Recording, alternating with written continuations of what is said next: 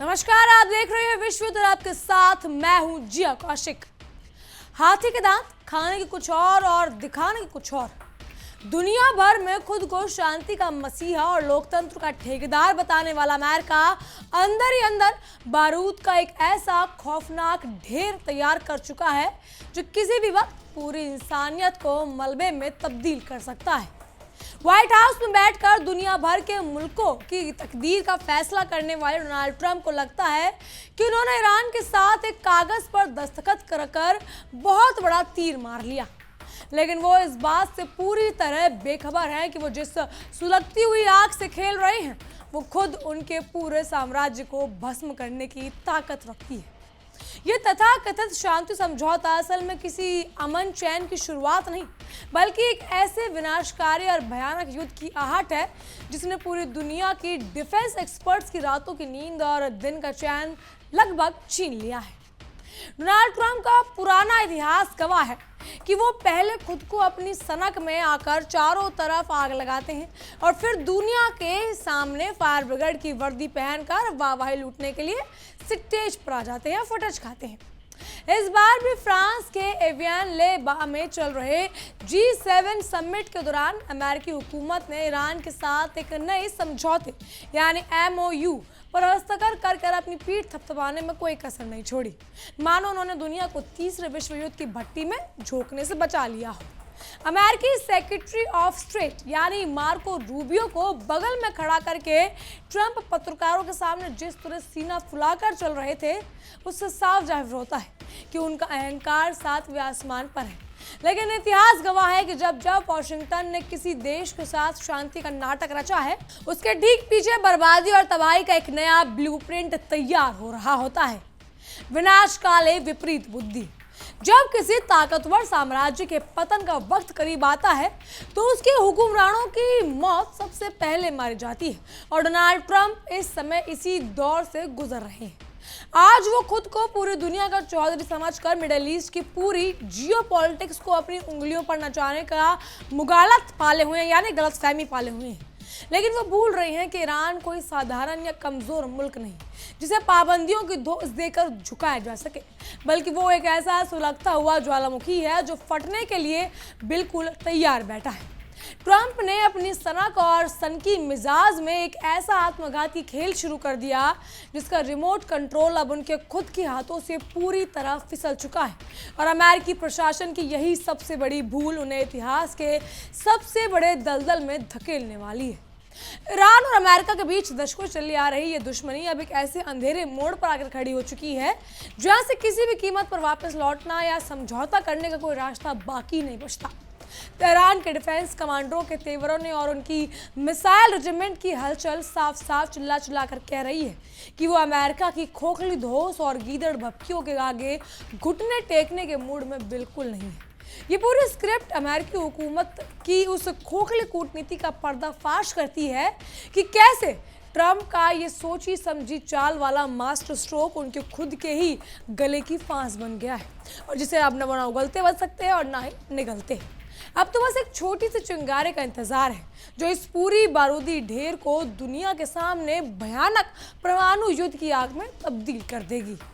Trump ने G7 summit के मंच से पत्रकारों के सामने बड़ी बड़ी डींगे हाँकते हुए दावा किया कि उन्होंने इस समझौते के जरिए इजराइल के सर पर मंडरा रहे सबसे बड़े अस्तित्व के खतरे को हमेशा के लिए टाल दिया। उन्होंने बेंजामिन नेतन्याहू के साथ हुई अपनी खुफिया बातचीत का हवाला देते हुए सरेआम कहा कि जरा ठंडे दिमाग से सोचो, तुम्हारी सबसे बड़ी मुसीबत ये थी कि ईरान इजराइल के बीचों बीच एक न्यूक्लियर बम गिरा देता। उन्हें तुम्हारी पूरी सल्तनत को राख करने के लिए सिर्फ एक बम की जरूरत थी और मैंने तुम्हें उस तबाही से बचा लिया। ये डोनाल्ड ट्रंप के बयान हैं जो उन्होंने नेतन्याहू को बोले हैं कि उन्होंने ईरान से इजराइल को बचा लिया। अब देखिए, ट्रंप अपने इस ब्लैकमेलिंग और दादागिरी को कूटनीति को की सबसे बड़ी जीत बताकर दुनिया को गुमराह कर सकते हैं, लेकिन असलियत ये है कि इस गीदड़ भपकी ने ईरान के आत्मसम्मान को इस कदर चोट पहुंचाई है कि अब तेहरान का सीधा और एकमात्र निशाना खुद ट्रंप और उनकी अमेरिकी हुकूमत बन चुकी है। ईरान के राष्ट्रपति मसूद पेजेश्कियन ने भले ही कूटनीतिक रणनीति के तहत इस 60 दिनों के अंदर के नेगोशिएशन प्रोसेस वाले शुरुआती समझौते पर दस्तखत कर दिए, लेकिन तेहरान के सैन्य मुख्यालयों से आ रही खबरों ने कुछ और ही बयां किया है। ईरान के हुक्मरानों को बहुत अच्छी तरह मालूम है कि अमेरिका हमेशा से मुंह में राम बगल में छुरी वाली फितरत के लिए काम करता है, जो सामने से हाथ मिलाता है और पीठ में खंजर घोंप देता है। यही वजह है कि ईरान ने समझौते के समांतर अपनी खतरनाक हाइपरसोनिक मिसाइलों और सीक्रेट बंकरों का रुख सीधे वॉशिंगटन और न्यूयॉर्क की तरफ मोड़ दिया और उनकी तरफ से साफ संदेश है कि अगर अमेरिका ने इन 60 दिनों में जरा सी भी चालाकी या वादिकालिफ करने की कोशिश की तो इस बार जंग की लपटें सिर्फ मिडिल ईस्ट की सरजमी तक नहीं रहेंगी, बल्कि व्हाइट हाउस और पेंटागन की मजबूत दीवारें भी ताश के पत्तों की तरह बिखर दी जाएंगी। डोनाल्ड ट्रंप के दिमाग का दिवालियापन और उनकी सनक इस कदर बेलगाम हो चुकी है कि वह समझौते को जबरन थोपने के लिए अपने ही सबसे वफादार और पुराने जोड़ीदार इजराइल को सरेआम जलील करने और खरी खोटी सुनाने की से बाज नहीं आ रही हैं। ट्रंप ने लाइव कैमरों के सामने चलाते हुए अहंकार में कहा कि अगर यूनाइटेड स्टेट्स ऑफ अमेरिका का वधहसत ना हो तो इजराइल का दुनिया के नक्शे पर कोई वजूद नहीं बचेगा, क्योंकि इतिहास में कोई भी दूसरा अमेरिकी राष्ट्रपति वो करने को तैयार नहीं था जिन्होंने इजराइल के लिए किया। मतलब एक तो उन्होंने काम करा, एक तो उन्होंने इजराइल का समर्थन दिया, वो कहते हैं कि इजराइल उनका पक्का यार है, दूसरी बात उन्हें सुना भी दी। ये कैसे यारी निभाते हैं डोनाल्ड ट्रंप? एक महाशक्ति के राष्ट्रपति का ये चरम अहंकार और बड़बोलापन ही उनके सबसे बड़ी कमजोरी बन चुका है, जो ये साफ दिखाता है कि ट्रंप अंदर से किस कदर बौखलाए और डरे हुए हैं, कि उन्हें समझ नहीं आ रहा कि ईरान द्वारा चुने गए इस खुद के या स्वयं चुने गए इस युद्ध में एक नए रणनीतिक और चक्रव्यूह वाले जाल में अपनी शाख को बिना नुकसान पहुंचाए कैसे बाहर निकलना है। दूसरी तरफ इजराइल के प्रधानमंत्री बेंजामिन नेतन्याहू की हालात इस समय आसमान से गिरे और खजूर मटके जैसी हो चुकी है, क्योंकि एक तरफ ट्रंप का भारी दबाव है, दूसरी तरफ अपनी घरेलू राजनीति में शाख बचाने के लिए वो मजबूर है। ट्रंप ने उन्हें साफ लहजे में हिदायत दी कि अब जब तक अमेरिका और ईरान की बातचीत चल रही है तब तक वो शांत रहें, लेकिन इसके ठीक उलट इजराइल ने समझौते के अगले ही दिन दक्षिणी लेबनान पर ताबड़तोड़ ड्रोन हमले करके 3 बेगुनाह लोगों को मौत के घाट उतार दिया। नेतन्याहू ने खुलेआम अमेरिका को ठेंगा दिखाते हुए कहा कि वो वॉशिंगटन और तेहरान के बीच बंद कमरों में हुए किसी भी समझौते को मानने के लिए कतई बाध्य नहीं है और इजरायली डिफेंस फोर्सेस अपनी सुरक्षा के नाम पर लेबनान, सीरिया और गाजा की सीमाओं के भीतर अनिश्चित काल के तक डटी रहेंगी, जिसने ट्रंप के इस कागजी पीस डील की धज्जियां उड़ाकर उसे रद्दी के टुकड़ों में बदल दिया। अमेरिका की इस खोखली और दोहरी नीति वाली नौटंकी पर अब खुद उसके अपने ही घर में थू-थू होने लगी और सरकार के भीतर की आपसी लड़ाई सड़कों पर आ चुकी है।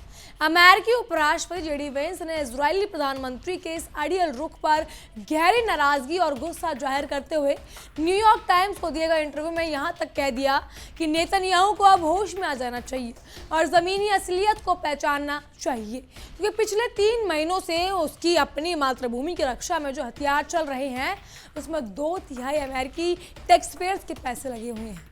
लेकिन अमेरिका का यही हथियारों का घमंड और दूसरों को नीचे दिखाने की आदत उसकी बर्बादी का सबसे बड़ा कारण बनने वाली है, क्योंकि जब तक दुनिया के 2 सबसे बड़ी सैन्य ताकतें और पुराने दोस्त आपस में ही इस तरह सरेआम कुत्ते बिल्ली की तरह लड़ रहे हो तो ईरान जैसे बेहद आक्रामक और घात लगाकर बैठे दुश्मन के लिए अपना काम तमाम करना बेहद आसान हो जाता है। बहरहाल इस सब पर देखिए हमारी एक खास रिपोर्ट।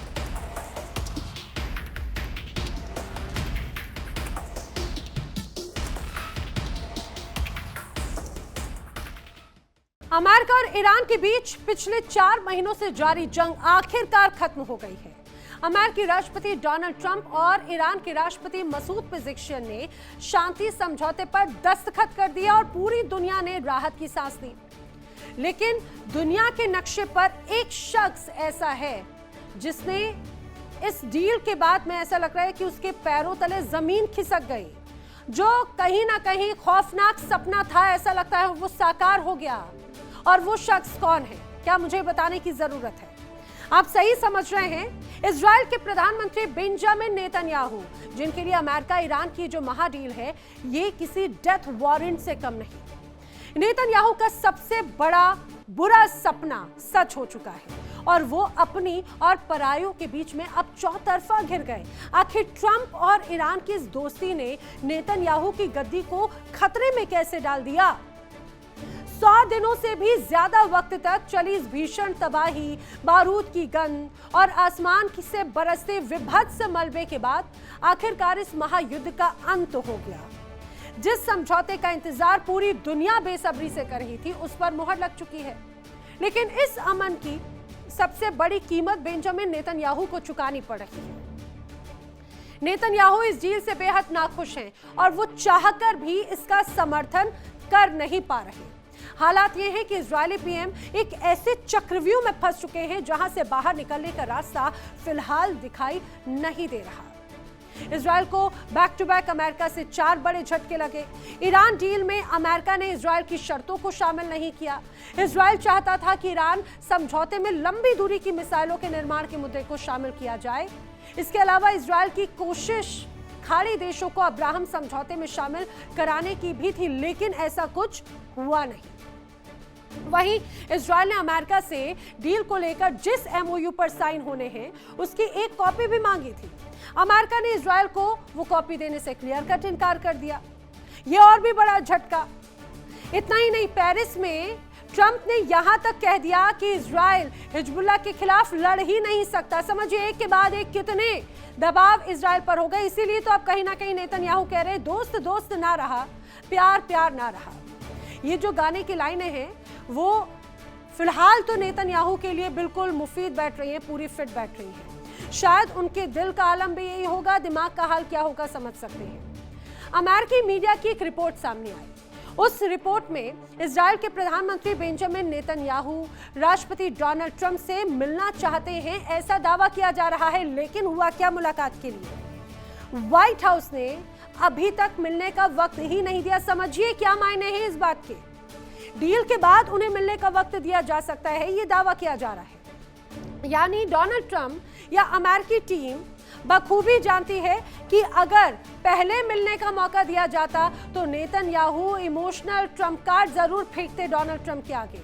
लेकिन इस बार वो सारी साम दाम दंड भेद अब पूरी तरह से फेल हो चुके हैं, क्योंकि अब अमेरिका को मिल गया है अपना नया यार मुश्तबा खामनेई के रूप में, ईरान के रूप में। समझिए जिस तरह से अभी हालात हैं, कई रिपोर्ट्स कहती हैं कि इजरायल के रक्षा मंत्री बेन ग्विर को अमेरिका ने वीजा देने से इनकार तक कर दिया। इजरायल के रक्षा मंत्री अमेरिका जाना चाहते थे, लेकिन उनको परमिशन ही नहीं दी गई। ग्विर अमेरिका के मियामी जाना चाहते थे, लेकिन उन्हें आसानी से स्पेशल वीजा दिया ही नहीं गया। उनको कई तरह के कॉम्प्लिकेशंस में उलझा कर रखा और ये इजरायल के लिए बहुत बड़ा झटका माना जा रहा है। आखिर वजह क्या है, बार बार सवाल पूछे जाने लगे। इसीलिए तो कहा जा रहा है कि ये जो पूरा साइन हुआ, जो डील हुई, ये दरअसल डील नहीं, इजरायल के लिए डेथ वारंट है। डील के कारण अमेरिका और इजरायल के संबंधों में अब कहीं ना कहीं दरार पड़ती हुई नजर आती है। समझिए अब अगर दूसरी तरफ बात की जाए, अमेरिकी राष्ट्रपति डोनाल्ड ट्रंप और पीएम बेंजामिन नेतन्याहू के संबंधों में खटास आ गई। डील में यूएस ने इजरायल की शर्तों को दरकिनार कर दिया, शामिल ही नहीं किया गया। ईरान के बैलिस्टिक मिसाइल प्रोग्राम पर दरअसल इजरायल रोक चाहता था, लेकिन हुआ क्या? रोक लगी? जवाब है नहीं। ईरान के प्रॉक्सी संगठनों को सपोर्ट पर भी इजरायल रोकना चाहता था, लेकिन क्या उस पर पाबंदी लगी? जवाब है नहीं। डील में बैलिस्टिक मिसाइल प्रोग्राम और प्रॉक्सी संगठन शामिल ही नहीं किए गए हैं। समझिए जो कहीं ना कहीं सबसे बड़ा दर्द, बड़ी हुक एक तरह से इजरायल के मन में उठा रही है।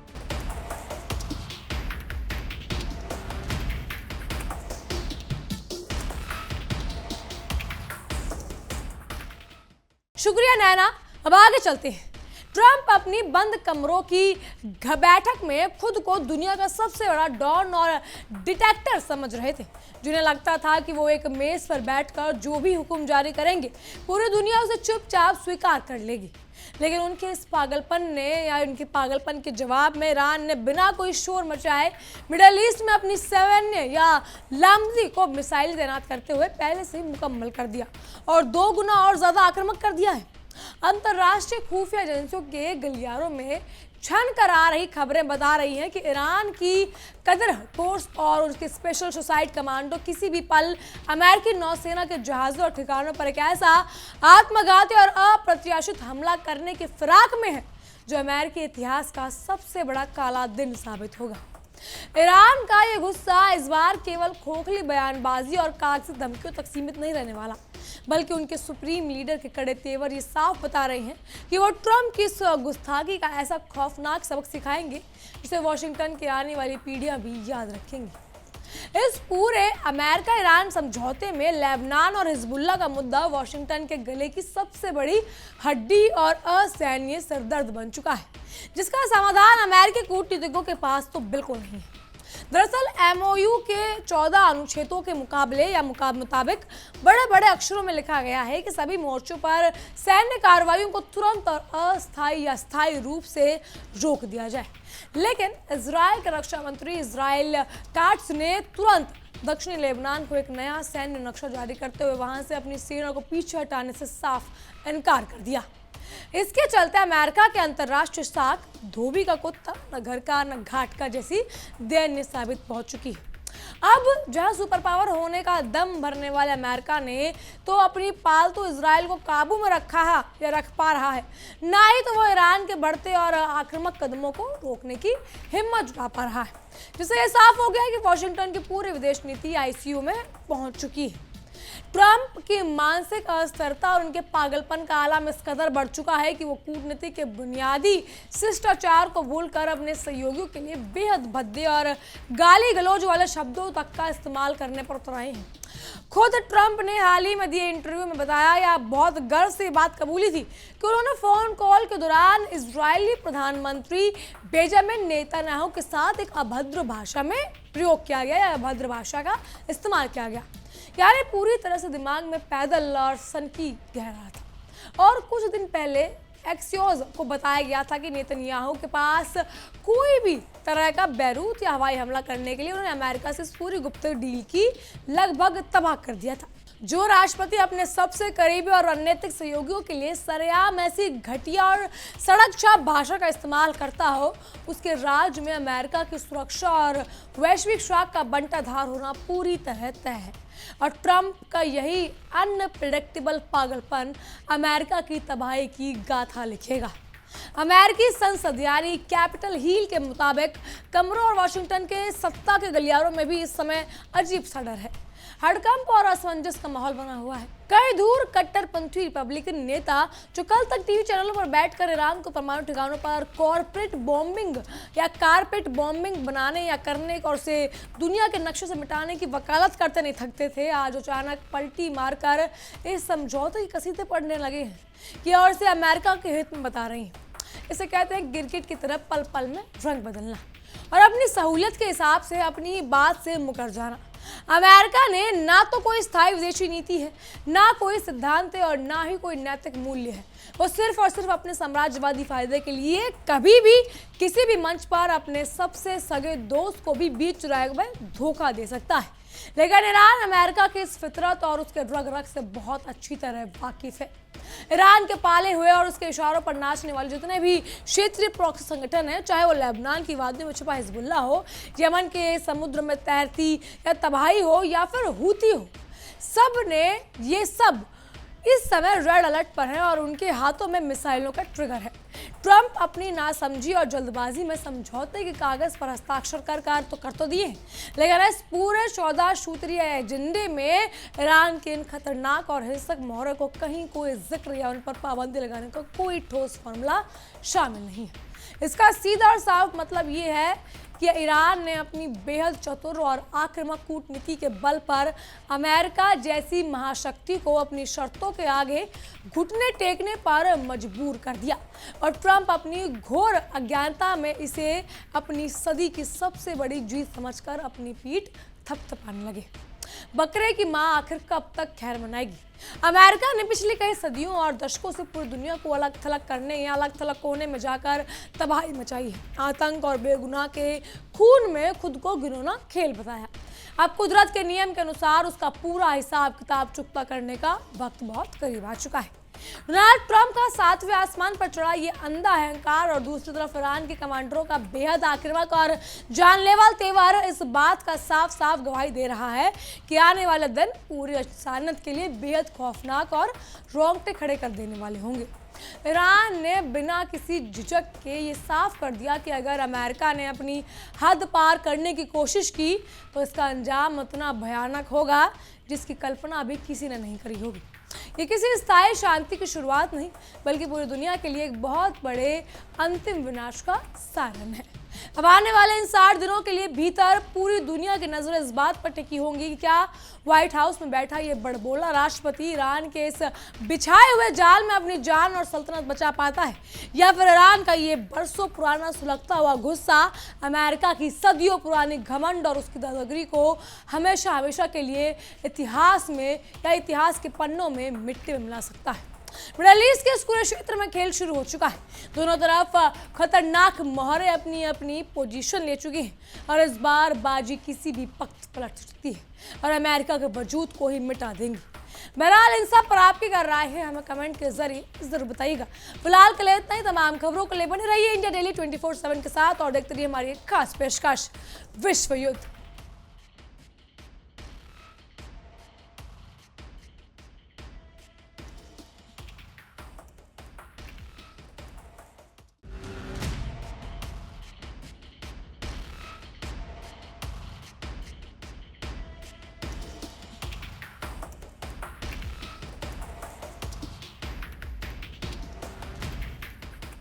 देखिए इंडिया डेली 24/7 अब आपके स्मार्ट टीवी पर। इंडिया डेली मौजूद है सभी डिजिटल प्लेटफॉर्म पर लाइव और लगातार। इंडिया डेली 24/7 हर दिन राष्ट्र को समर्पित।